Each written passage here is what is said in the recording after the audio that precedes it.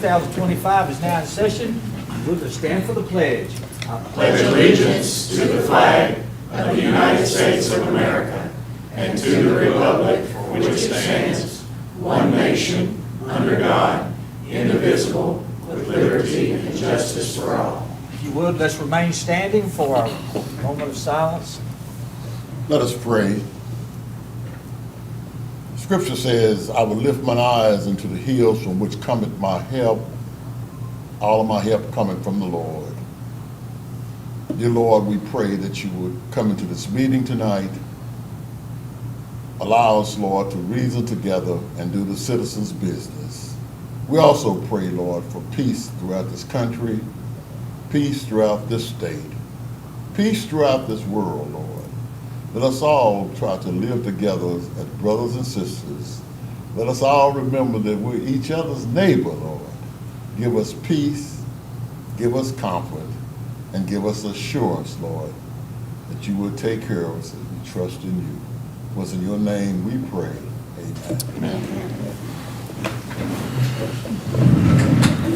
Item 1.3, approval of minutes from the regular meeting of Board of Mayor and Aldermen held May 2nd, 2025.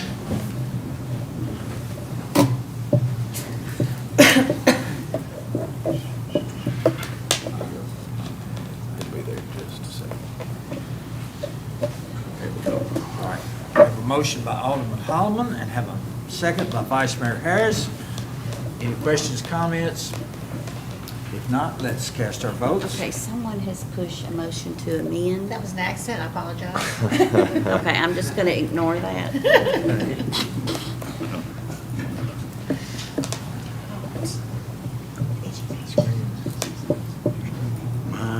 There we go. Let's cast our vote.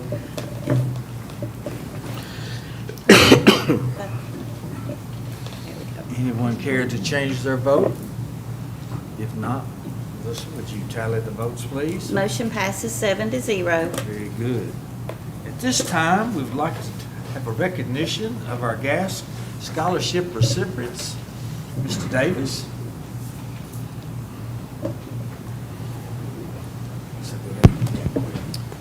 Hey, good evening, everybody. Mr. Mayor, while Mr. Mayor comes down here, just a couple of things about the scholarship. Since 2012, Springfield Gas has awarded scholarships to local high school students in Robertson County. These are awarded to academically qualified high school students who intend to pursue and earn a certificate or degree at an accredited technical school, vocational school, community college, or four-year university. I'd like to first off thank the scholarship committee of Alderman James Hubbard, Mike Stafford, who's not with us tonight, and Assistant City Manager Candace Tillman for their assistance in the selection process this year. Tonight I'm honored to announce the recipients of the 2025 Springfield Gas System Scholarship. When I call your name, if you'll come up, Connor Reeves, son of Mark and Jill Reeves, graduated from Springfield High School and will be attending the University of Tennessee at Knoxville, majoring in construction science management.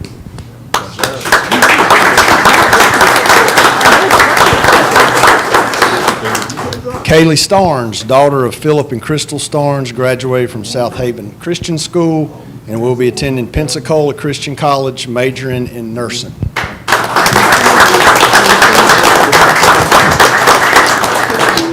Tyler Monroe, son of Candace Cheek, graduated from Greenbrier High School and will be attending University of Tennessee at Knoxville, majoring in theater.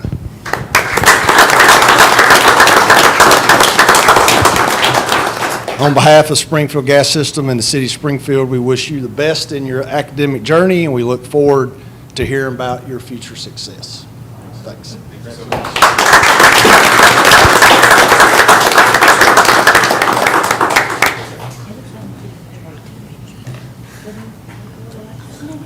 Mr. Mayor, point of order on this.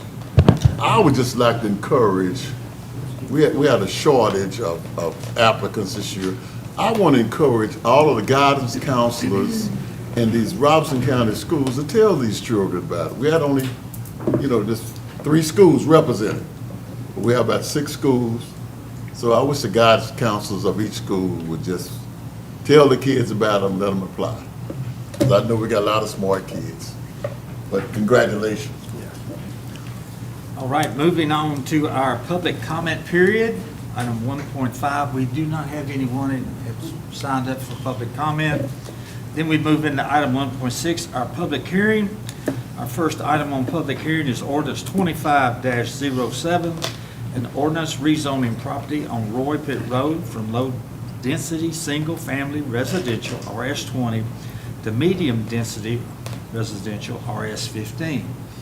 Is there anyone here to speak to this ordinance? Seeing none, we will move on to ordinance number 2. Ordinance 25-08, an ordinance adopting the annual budget and tax rate for the fiscal year beginning July 1st, 2025 through June 30th, 2026. Do we have anyone here to speak to this ordinance? Seeing none, we'll move on to the third one. Ordinance 25-09, an ordinance rescinding ordinance 24-11 in its entirety and setting a new schedule of rates and charges for the Springfield sewer system. Anyone here to speak to that issue? Seeing none, we will close the public hearing period. Moving on to our legislative section, item 2.1, discuss and possibly take action on ordinance 25-07 on second and final reading, an ordinance rezoning property on Roy Pit Road from low-density, single-family residential, which is RS20, to medium-density residential, RS15. We have a motion by Alderman Hubbard and a second by Alderman Gregg. Do we have any questions, any comments, or discussion? Seeing none, are we ready to vote? Let's vote. Anyone care to change their vote? Melissa, would you tally the votes, please? Motion passes 7-0. Item 2.2, possibly discuss and take action on ordinance 25-08 on second and final reading, an ordinance adopting the annual budget and tax rate for the fiscal year beginning July 1st, 2025 through June 30th, 2026. We have a motion by Alderman Hubbard. We have a second by Alderman Holloman. Any questions or discussion? See. Great budget, and I'm glad that we're able to compensate our employees well in this budget. Absolutely. Any other questions or comments? If not, let's cast our votes.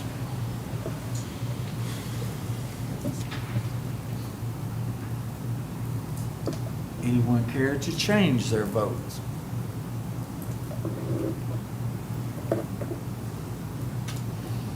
Would you tally the votes, please? Motion passes 7-0. Discuss and possibly take action on ordinance 25-09 on second and final reading. An ordinance rescinding ordinance 24-11 in its entirety and setting a new schedule of rates and charges for the Springfield sewer system. We have a motion by Alderman Hubbard and a second by Vice Mayor Harris. Any questions, comments, or discussion? If not, let's vote. Anyone care to change their vote? Not, would you tally the votes, please? Motion passes 7-0. Item 2.4, discuss and possibly take action on ordinance 25-10 on first reading. An ordinance amending Title 8 of the Springfield Municipal Code entitled Alcoholic Beverages by amending Section 8-105. We have a motion by Alderman Hubbard, a second by Alderman Bradley. Brian, I believe you have something to speak to this matter. Yes, Mayor, thank you. So if you look on your exhibit, this is, the only change that this is making is striking a requirement that no longer exists at the state level. Our ordinance currently has cites the TABC rules, the Tennessee Alcoholic Beverage Commission rules and regulations requiring notice in a local newspaper of general circulation, and it cites the the section of that, section 16 of chapter 103-.09 of those rules, that requirement has been repealed at the state level, so it doesn't exist any longer. It needs to be repealed from our local regulations as well, and it was brought to our attention recently, so this change is just a cleanup to conform with the current state regulations. Thank you, Mr. Martin. Any questions or comments? If not, let's vote.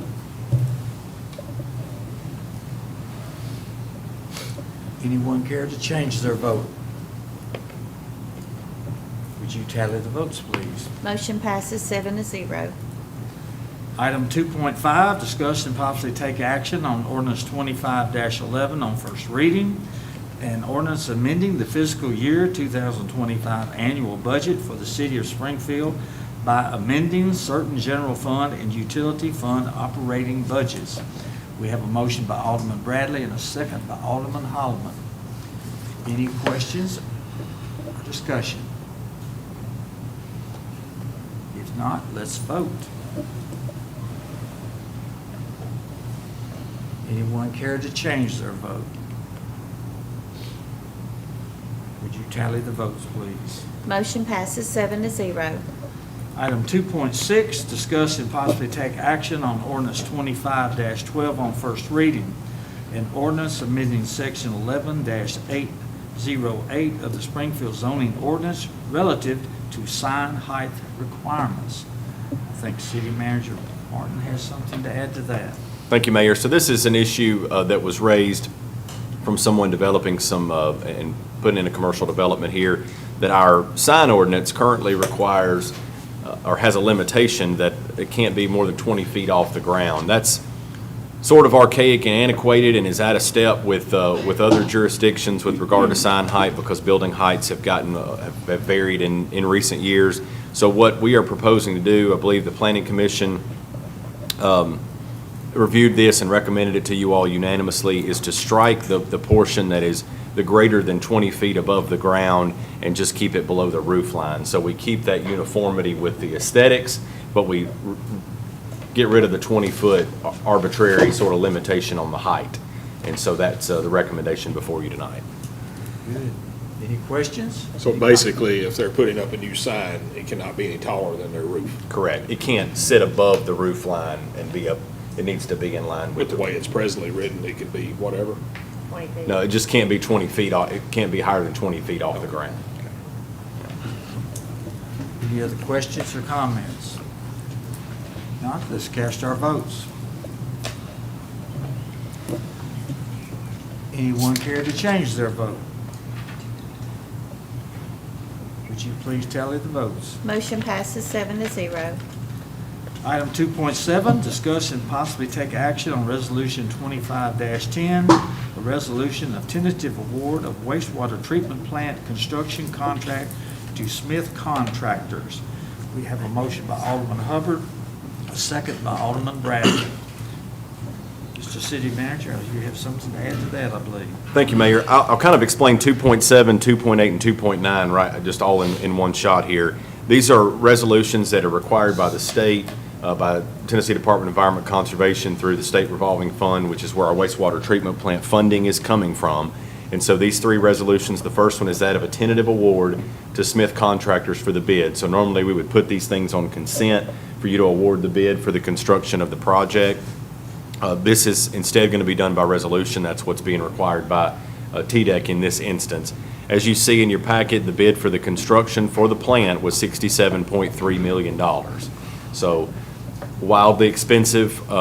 When you add in all of the other factors that go into design and engineering and everything else, will be over $83 million before the project is completed. That is an exorbitant amount of money, and a lot more than the $35 million we initially were talking about 4 years ago when the thought process behind building a new plant began. Again, I'll reiterate that we're not building a new plant because of growth. Has nothing to do with it. We're building a new plant primarily for two reasons. One is our plant is end of life. It was built in '84, I believe, and so we've reached past the 40-year mark where things start breaking down. And secondly, our plant will not be able to meet the new discharge environmental regulations and standards that are going to be in place for our new discharge permit. And so those are the two primary drivers behind building a new plant. Because we're building a new plant, we're going to build a larger plant than what we have now that will accommodate future growth. So from an infrastructure perspective, we'll be in good shape on that. But again, that's not why we're building a plant. But $83 million is where we'll be before this is over with. But this first resolution is just a tentative award to Smith Contractors for that bid. Thank you, sir. I have a question. I don't know if it's to you or to Mr. Beers or to who it is. In looking at these bids, I don't have any problem with the smallest bid. That's normally what we do, and then plus Griggs and Maloney has recommended that. But the difference in all these bids, if you go from the lowest bid to the next, is almost $8 million. And then you're up almost another $3 million, and then from the lowest to the highest is about $15 million. Is it just a profit margin, or is there something else differential in, all these bids should have been based on the same thing, correct? Every potential bidder got the same specs. Mr. Harris and Mayor, I would recommend, Ryan Maloney is here with Griggs and Maloney, who reviewed those, and he could probably speak to that, the difference in those bids better than I could. And I would ask the mayor to recognize him. Yes, would you please come forward, sir? I guess mine is just curiosity. I don't, Well, me too. it's just a big difference in all of these. I'll do my best to answer the question. I think Would you please state your name, please? Ryan Maloney, I'm with Griggs Maloney. Thank you, sir. We're the design engineer for the project, we did bids, and overall, we're well pleased with the result. Although higher than initially planned, we've had a lot of inflation, a lot of factors that contributed to that. As far as the contractor's bidding goes, we did see a good cluster in the mid-70s, we'll call it that, $75, $78 million range. Smith contractor's bid is $67 million. Quite frankly, I would probably attribute it to they have availability of manpower and resources to apply the job. They're hungry, and they have an opportunity to work. I think it's a clean set of plans and a good job. So I think I would attribute most of Smith's look at the job as an opportunity to be close to home, just over the Kentucky line, and they have availability resources. My understanding is there's been several jobs that have been bid by various contractors, and once you miss home couple, you're looking at where your future work's going to come from in the next few months, few years. Those opportunities on those next projects, they get a little bit more aggressive on how they bid the project. Now, with that said, I would expect that bid differential to be that situation that probably means Smith's bid was pretty tight on the margin, so I would expect there's a lot more give there based on the dollars left on the table than they have in the second class bidder. So are they going to be coming back saying we need this or we need that? It wasn't in the original bid, or are we going to be locked into this? No, it's a low bid, it's a hard bid. This is the cost of the job. So roughly, in your opinion, then, the higher bid would have just been $15 million more profit in there somewhere. They're not bidding anything different than what, doing any more, doing any less. Possibly. I mean, the other part of it is subcontractors will play a large role. So who they're used to working with, maybe they had higher prices that came from multiple subs. We did see several of the same subs on the job, so sometimes that indicates higher pricing for a contractor, lower pricing for a contractor on the same bid. It may indicate how those subs are treated throughout the process, or those vendors are treated throughout the construction process. For example, if my contracting firm was slow to pay or did not pay those subcontractors in time and manner, that might influence my pricing from the sub community. So some of those things are telling for contractors. Others have claims on bonds, so the bond pricing goes up with the claims that they might have experienced on past jobs. So higher pricing doesn't necessarily mean profit, but it could mean that contractors not as hungry if it's going to get the job, they'll make more money. I mean, I wish the lower bid was much lower, but I'm thankful for that, that part of it. I was just curious from that to the next step, and then from from the lowest to the highest, what that differential might could be, but it just sounded like profit margin or cost of doing business. Thank you, for me. Thank you, sir. Mayor, I have a question for Mr. Maloney before he leaves. The highest bidder, because some of that I understood at the bid opening was factored into, I think you touched on it, how the travel cost involved and mobilizing costs. Isn't the highest bidder, they're not local, right? Aren't they from another state, I believe?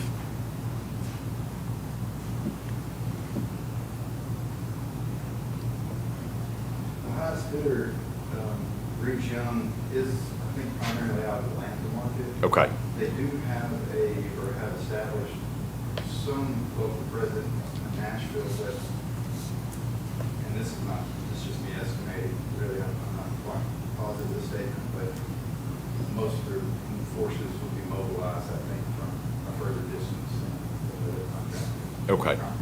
It's going to cost them more to do business. That's what I was thinking.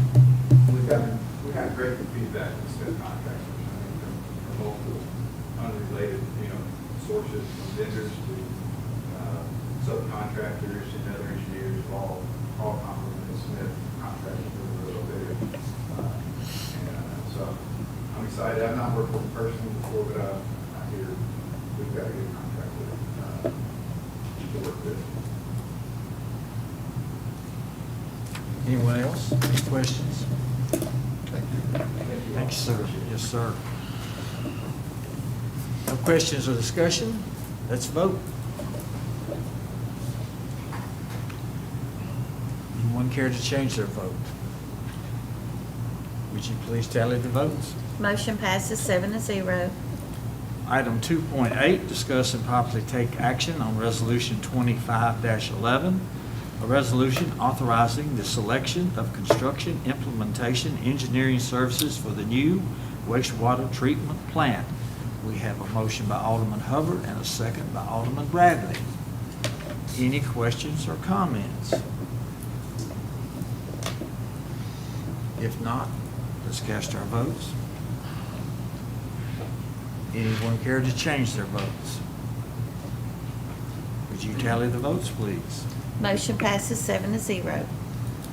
Item 2.9, discuss and possibly take action on Resolution 25-12, a resolution authorizing the selection of construction, implementation, administrative services for the new wastewater treatment plant. We have a motion by Alderman Hubbard and a second by Alderman Gregg. Any questions or discussion? If not, let's cast our votes. Anyone care to change their vote? Would you tally the votes, please? Motion passes 7-0. Item 2.10, discuss and possibly take action on Resolution 25-13, a resolution declaring certain property surplus and authorizing the disposal of such property. We have a motion by Alderman Hubbard and a second by Alderman Trotter. Any questions? Discussion? Not? Let's vote. Anyone care to change their vote? Would you tally the votes, please? Motion passes 7-0. We'll move to our administrative portion. Item 3.1, discuss and possibly take action on the adjustment of the retail electric rates of Springfield Electric Department due to the wholesale fuel cost adjustment by the Tennessee Valley Authority. We have a motion by Alderman Bradley and a second by Alderman Hubbard. Mr. Risha? Good. Any questions, comments? If not, let's cast our votes. Anyone care to change their vote? If not, would you tally the votes, please? Motion passes 7-0. Item 3.2, discuss and possibly take action on the adjustment of the monthly gas rates of the Springfield Gas Department. We have a motion by Alderman Hubbard, a second by Alderman Trotter. Mr. Davis? Purchase gas adjustment decreased 6.4 cents, resulting in an across-the-board decrease of 8.42%. Very good. Any questions? Comments? Let's vote.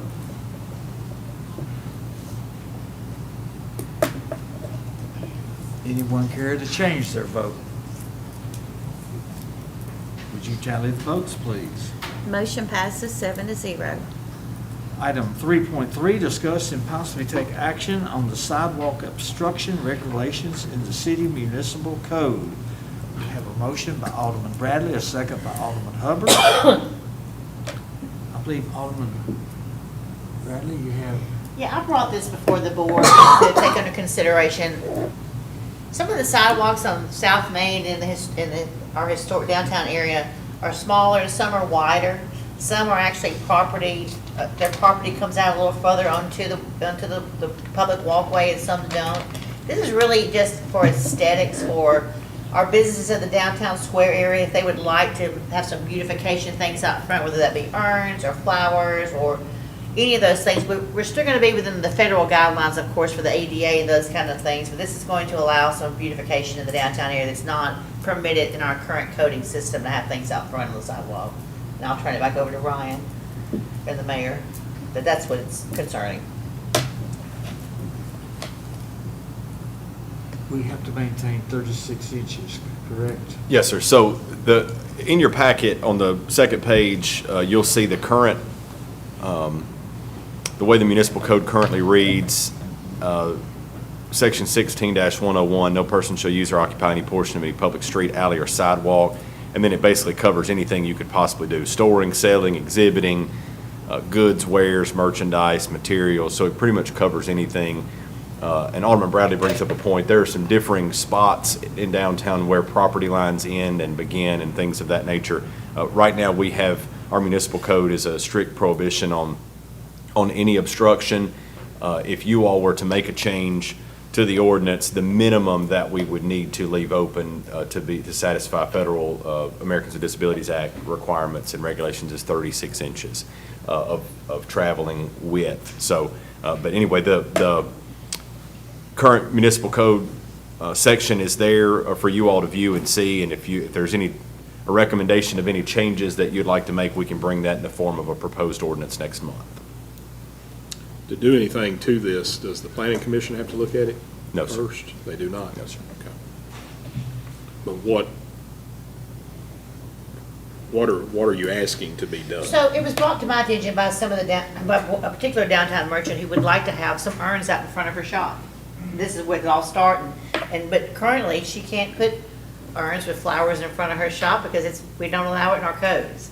But some of the business down through there, the sidewalk comes out, but it's actually their property, so they can roll out a cart or they can set things out, so it gives the appearance of unfairness, quite frankly, that some of them have a little more what's the word I'm trying to use, but they have that. It's not city property, so this would make it more of a fair playing ground for everybody. And again, it's a beautification thing. It's also help bringing business to our downtown merchants.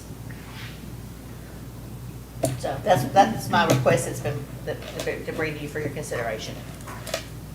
But if it was changed, would there still not have to be some limits as to what could be or couldn't be, or? As long as they get the 36 inches, as long as we meet the federal standard of the 36 inches of walkway clearance path, they couldn't just stop the whole, they can't clear up the entire sidewalk and stop the flow of traffic. It has to be, of course, within rules, but this would allow some things to be out in front of The these 36 businesses. inches is in relationship to the size of a wheelchair. Yes, sir. Yes. Okay. I'll go for it. I think that the concept of doing it in the historic district makes a lot of sense with the shops and things. And if we can comply, it would be interesting to see what we can come back with. Do we have any concern that this might impact residential areas and people trying to do things? I don't think that would really impact them though, because the sidewalks are pretty narrow. Potentially. I think what we would want to know from you all is what your appetite is, particularly for a change, and then what you want that change to be. Do you want to place any limitations on anything if you make a change? Currently, we don't allow anything, so to what extent would you like to change the ordinance so we kind of know what to come back with next month if you want us to come back with something next month, is it fair game, or you can put anything, if you want to put a sign out there, if you want to put, if you want to limit it to plants and planters, or if you want to allow paintings, or if you want to allow merchandise, right now it prohibits everything, so we would need to know to what extent is the feeling of the board to eliminate 16-101? Well, we can't eliminate 16-101 altogether. We could affect the sidewalk portion of it, because we also can't allow them to store goods and wares on a public street, right? So we're just dealing with the sidewalk portion of that. But yeah, we would need some guidance from the board on to what extent a modification would be desired. Would it not be feasible then to look at, to see what some other cities with this type of area has, what they allow and don't allow? And I mean, I don't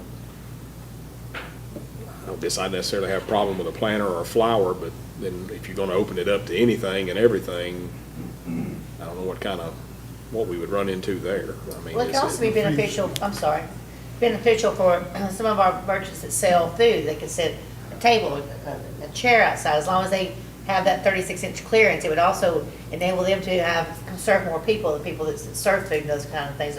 I can see it being used for a myriad of downtown merchant things that they can put outside to help promote their business. Sorry, Ruben. No, my argument is as long as that wheelchair can get Absolutely. cleared. I would add that there's a prohibition against brush, junk, and leaves. I like that, and I think that we want to make this limited to making things better and not allowing people to store their junk on the side of the sidewalk. Absolutely. But just my 2 cents. But then, I mean, are we gonna have to define junk? One man's junk's another man's treasure. I mean, I guess I would be interested in seeing what some other comparable cities are doing, just so we make sure we got the bases covered if any of it's changed, but that's just my opinion.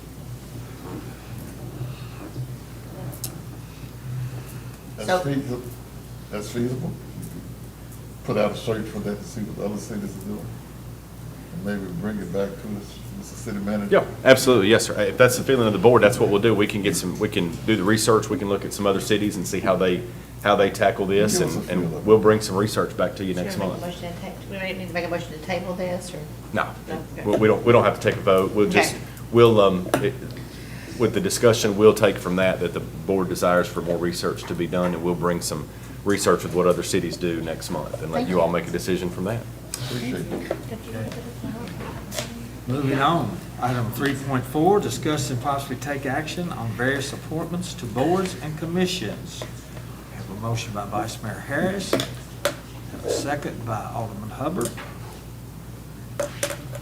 We have. Is what contained in this, is this what's being suggested?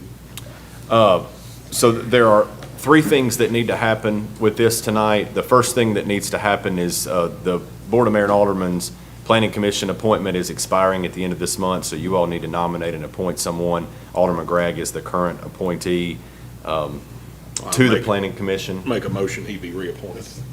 Yeah, second. Keep him on there. You did a good job. Thank you very much. Alderman Gregg, are you okay with that? Sure. Thank you. Thank you. Do we need to vote on that? Okay. Any questions or comments? Mr. Gregg remains as our member of the Planning Commission. From a procedural perspective, we Vice need- Mayor Harris, if you do will hit all three? amend, Oh, if hit you'll hit amend. amend on that, and Alderman Hubbard, you seconded the nomination, so if you'll hit second on that amendment. Did it go? Did it? I've hit it twice. Did it do it? Yes. Yes. Okay. Okay. We're ready to vote? Let's cast our votes.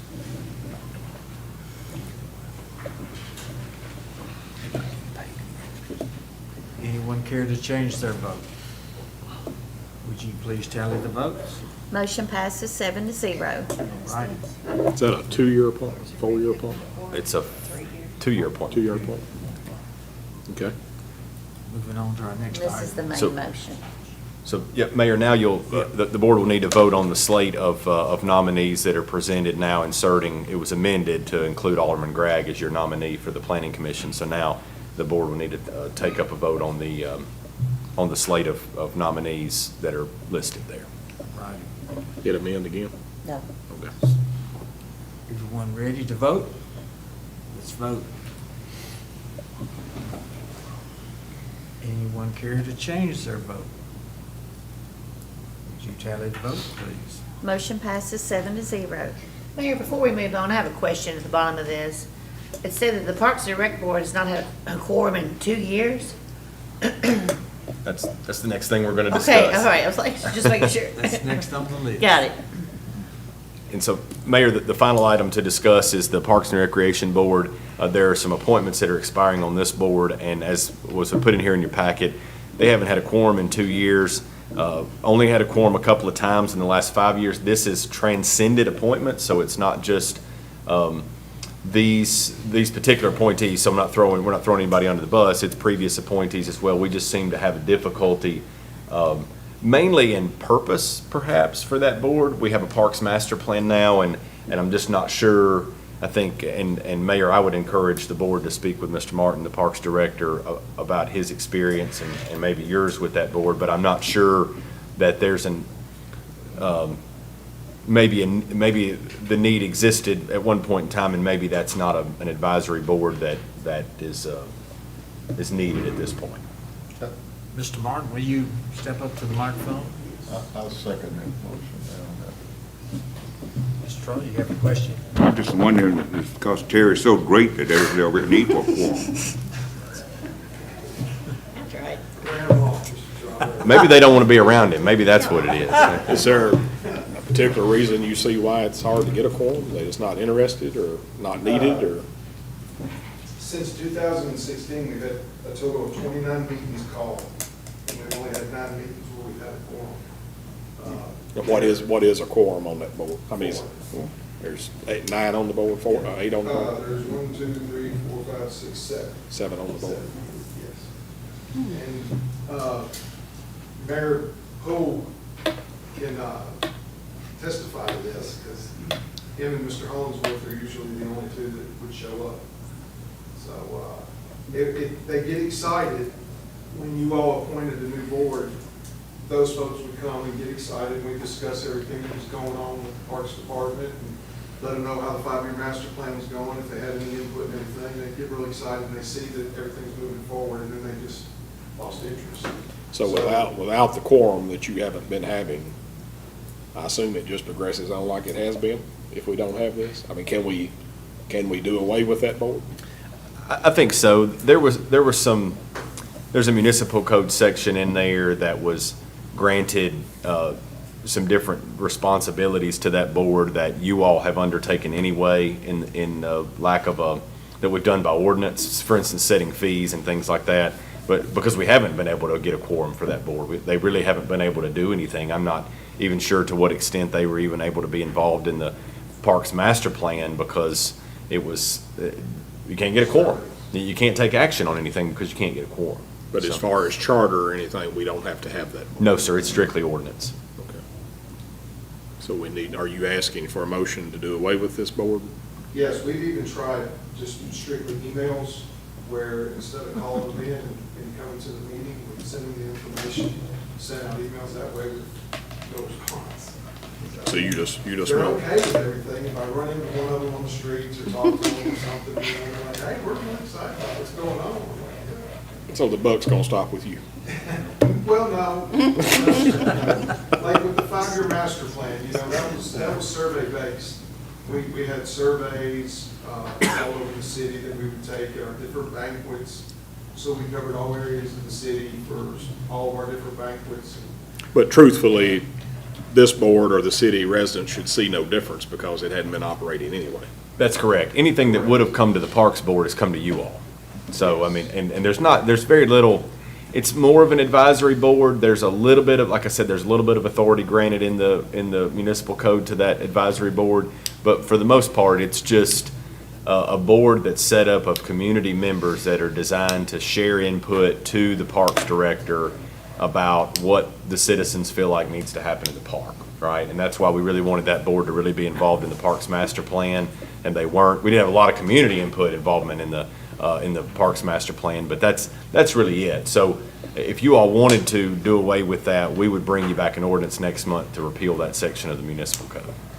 So we don't make that motion tonight to do it. You don't have to, we'll bring it back next month in the form of an ordinance. It'll have to be done by ordinance. Are we having this same problem with any other boards? No, sir. Just one. Just lucky. Great to hear, Mark.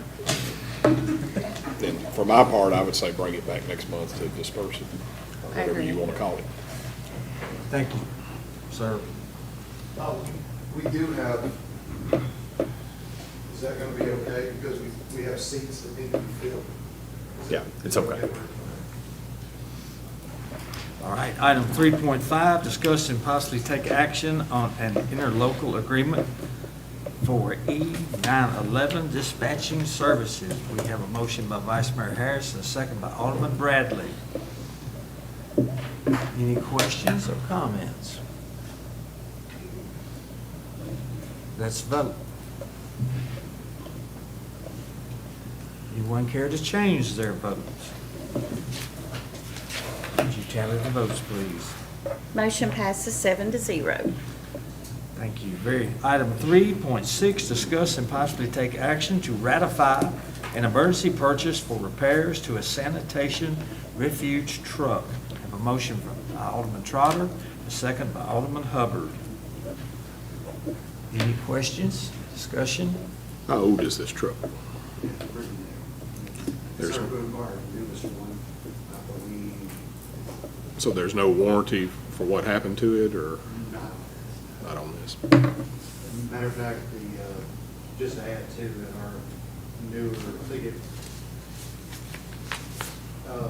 our newer truck that's been ordered, we actually changed the design, the packing mechanism, because we've had so much wear and tear on it. So it's a different design. We hope to have better results and longevity. To 2022, Vice Mayor Harris.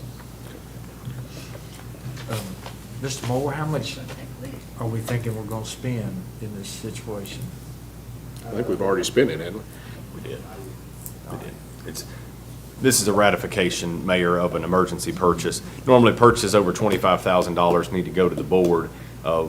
In the event that we have the emergency purchase provision where if we have something that has to be fixed immediately, like in this case, a garbage truck needed to be fixed, we bring it to you all as a ratification at the very next meeting. So you thought you were going to spend 19,000 and you spent 39,000. Correct.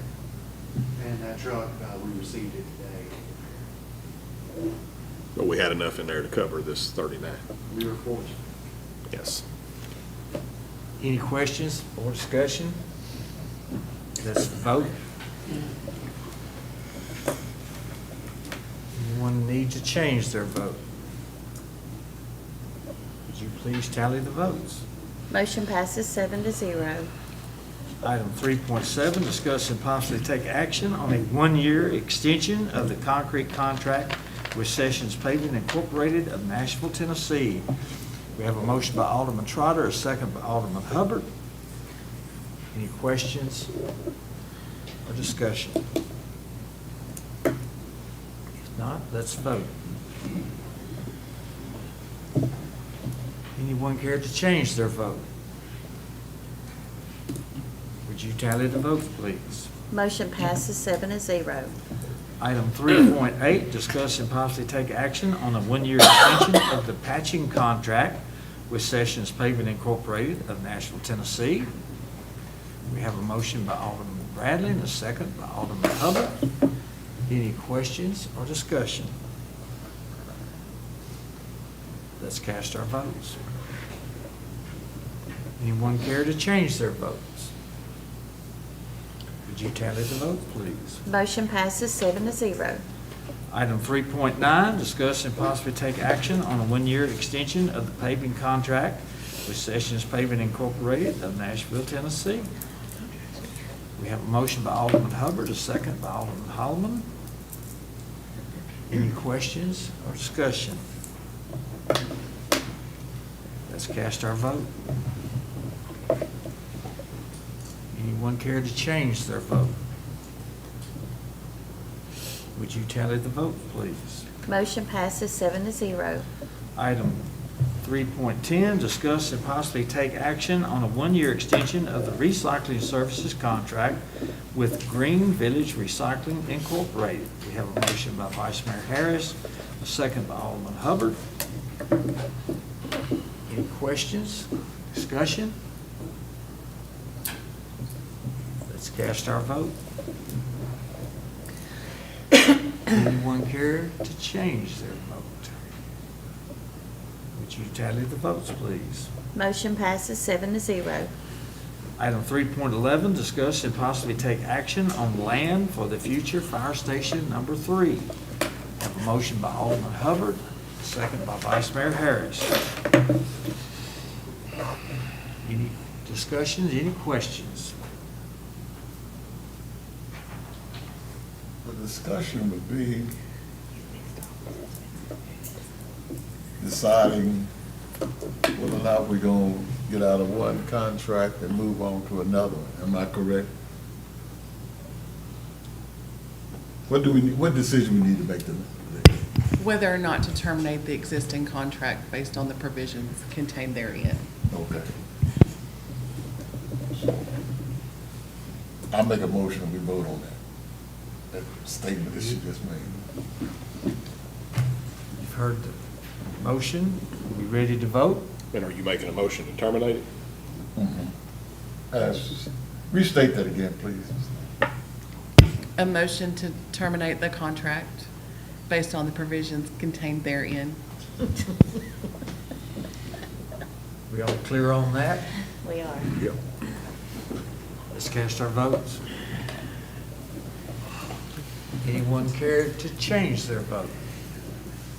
Would you tally the votes, please? Motion passes 7-0. We have no consent agenda. Alderman Harris? Moving on to item 5.0, City Manager's Report. Thank you, Mayor. I'll give you a couple brief updates. First, on those TVA reports, we're down to 2 remaining TVA reports that we're working on, so a lot of progress is being made there. The fishing rodeo was a huge success. 513 kids were registered. That's a big community event. And shout out to the Parks Department the Parks Director, who doesn't even need a Parks Board to help him put on the fishing rodeo. That's right.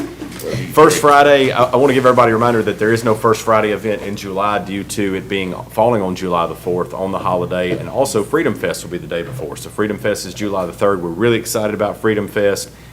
Doing that again this year. Fireworks show is going to be great. Vendors, food vendors, great music. If you don't believe me, ask the mayor how great the music's going to be, and he'll tell you. But I want to give a shout out to somebody before we end tonight, Mayor, that won't be with us next month. Because his term here is ending, and that is Sean Falzer. He has been our management fellow. We participated. Sean has made a tremendous impact here at the city in his almost 6 months here. He embarked on a 2-year fellowship with MTAS. He spent 6 months in Brentwood, 6 months in White House, 6 months in Goodlettsville, and now 6 months here. All great cities in Middle Tennessee. And so it's a 2-year fellowship. His fellowship is ending, and he'll be, I don't think we talked him out of municipal government, which is what I'd hoped to do, that he wasn't going to, but he's still a little crazy. He wants to stay in city government. But Do you know anything about IT? we might hook him up with that. But he's made a tremendous impact. We thought that we were going to be pouring into him and exposing him to some knowledge, but he's actually poured in a lot to us. He was the architect behind the municipal code modernization that you all approved.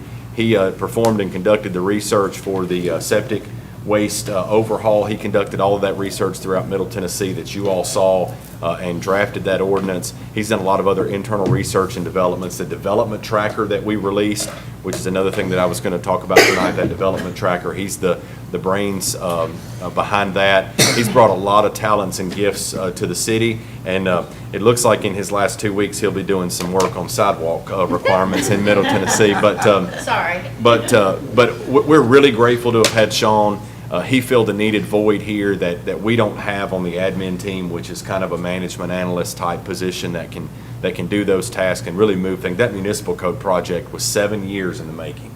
It's one of the first projects when I came in the door 7 years ago that I was working on, and it finally got carried across the finish line this year because we had the help to do it. And so anyway, grateful for Sean. Hope that he got as much out of his fellowship as we did, but we certainly got a lot out of it. So again, thank you for all you've done for us, Sean.